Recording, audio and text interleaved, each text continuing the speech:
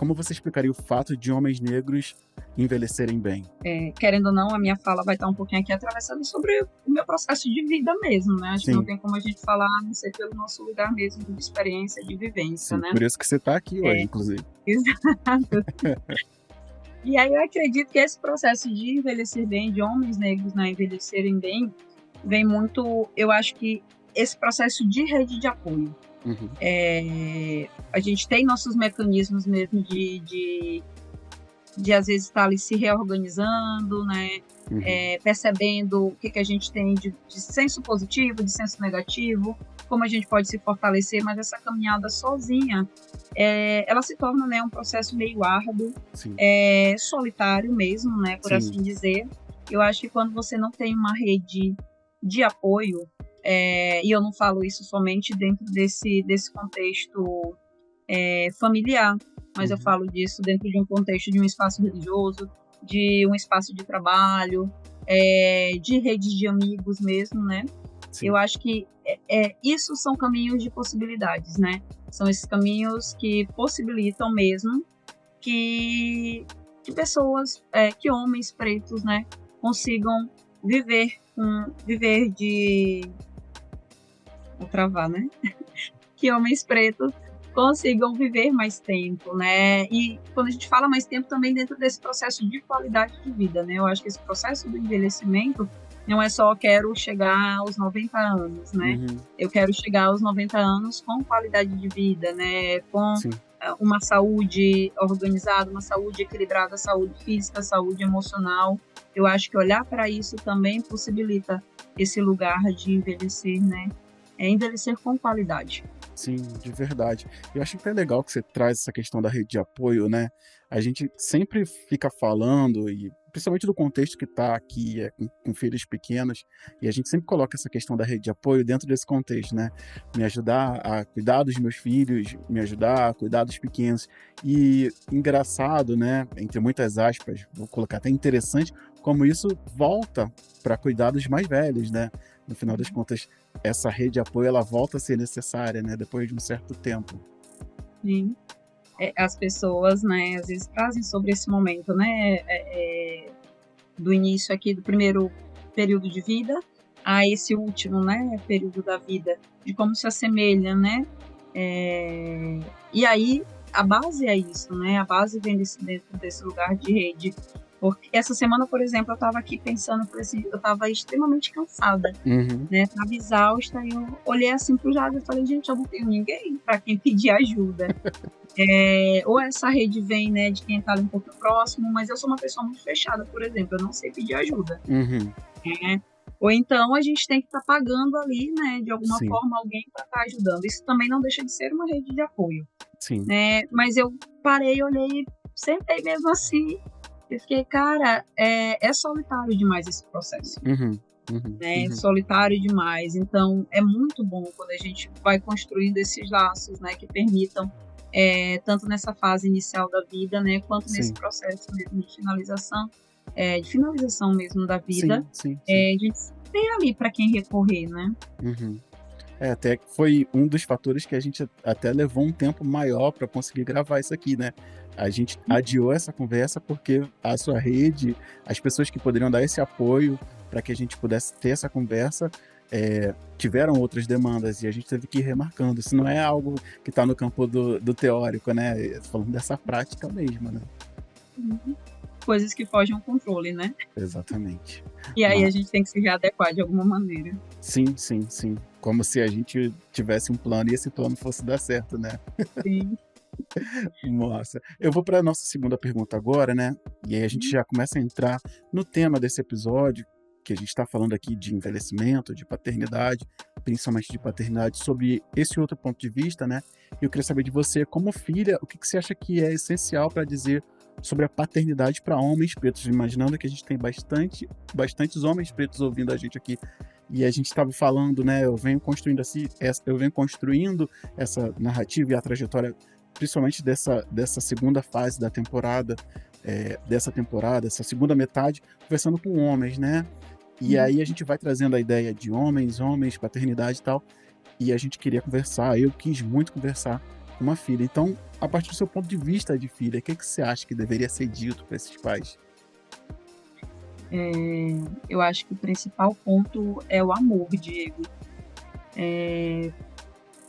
A vida, assim, ela já é difícil, né? Para Uhum, pessoas pretas ainda, a tensão tá ali rondando o tempo inteiro. sim. Eu acho que o meu recado acaba sendo nessa direção de amar seus filhos, né? Não simplesmente, não somente, na verdade, verbalizar sobre amor. É difícil, né? A gente falar o que é um conceito de amor, mas Uhum, demonstrar isso, né?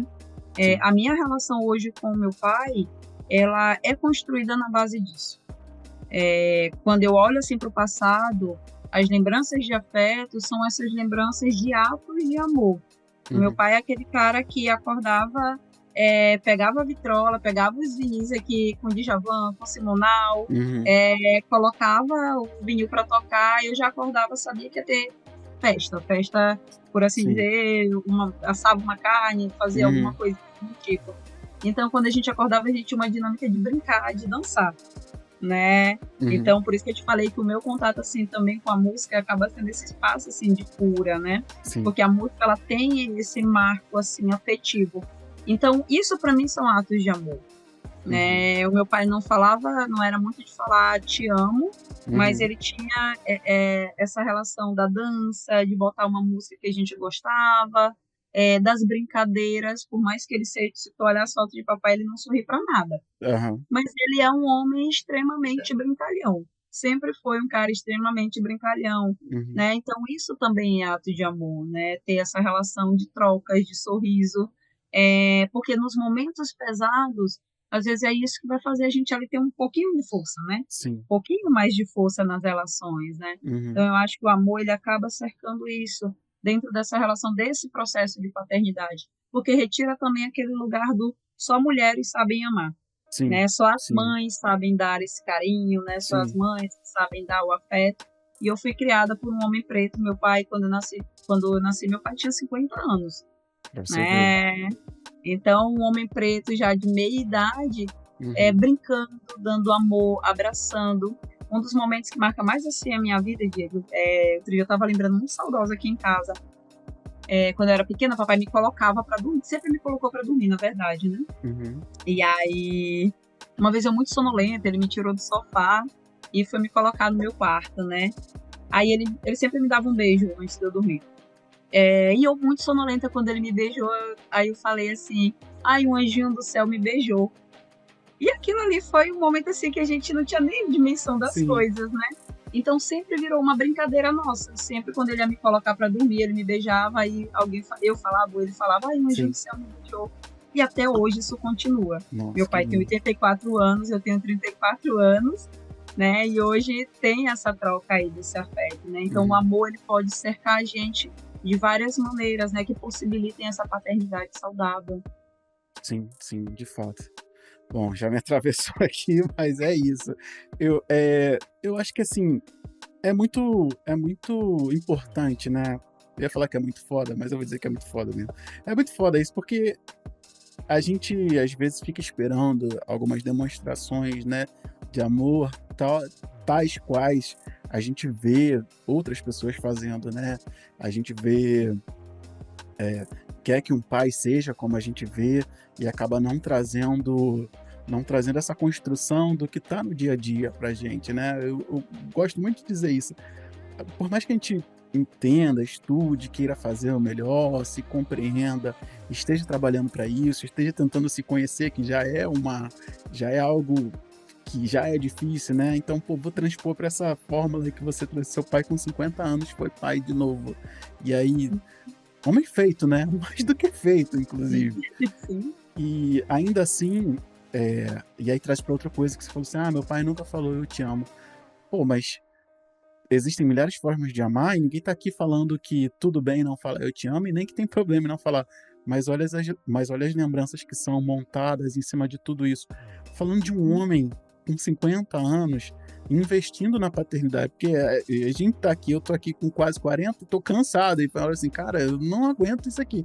Então, assim, é óbvio que tem todos os momentos, né, de paternar de uma maneira, de outra, de aguentar, de não aguentar. Mas o que eu queria trazer muito era essa lembrança afetiva que é criada e que, para além de ouvir ou não ouvir eu te amo, né? Quantos pais aí estão falando eu te amo, mas não tem essa máxima, né? Um anjinho do céu me beijou. Então, assim, para a gente também pensar, né? E aí conversando com quem está ouvindo a gente, que existem milhares de maneiras de demonstrar e fazer isso.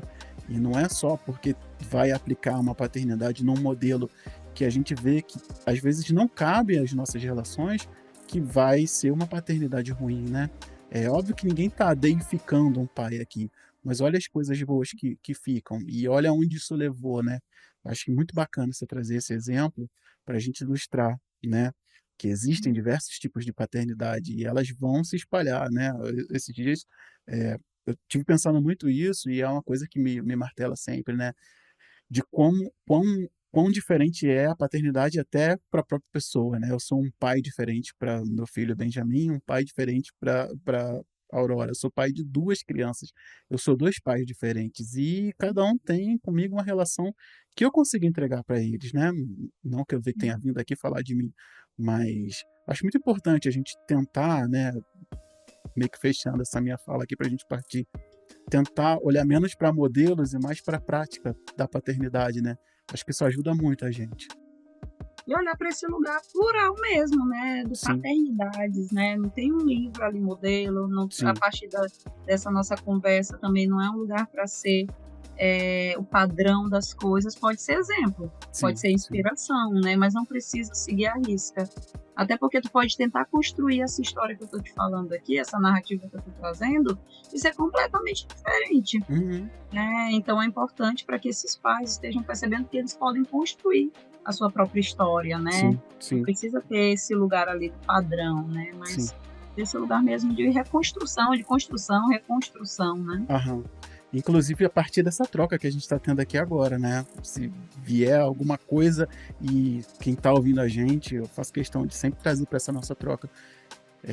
Nunca é tarde para mudar alguma coisa, né? Eu já sei que eu vou sair daqui transformado, eu não estou nem fazendo meia-culpa aqui, mas eu todo dia é um dia de transformação. Mas enfim, a partir de agora, né? Se tem alguma coisa errada aqui, vamos resolver a partir de agora que o tempo está aí esperando pela gente. Esse foi mais um trecho do podcast Parentalidade Preta. Eu trouxe aqui para você ter contato com o episódio que a gente estreou há pouco tempo. Com certeza, se você está vendo ele aqui, ele vai estar linkado em algum lugar para que você assista ele na íntegra. Bom, eu quero te convidar também para conhecer a nossa campanha de financiamento coletivo, que é o que mantém esse canal e todo o universo Parentalidade Preta funcionando, fazendo com que a gente consiga entregar conteúdos com a qualidade e periodicidade que você encontra aqui. Então, se você chegou até esse momento desse vídeo, considere chegar lá no apoia.se/parenta, ajudar a gente a fazer com que isso aconteça mais e acesse o conteúdo na íntegra referente a esse trecho que eu deixei aqui. Você está convidado, eu te encontro lá. Tamo junto.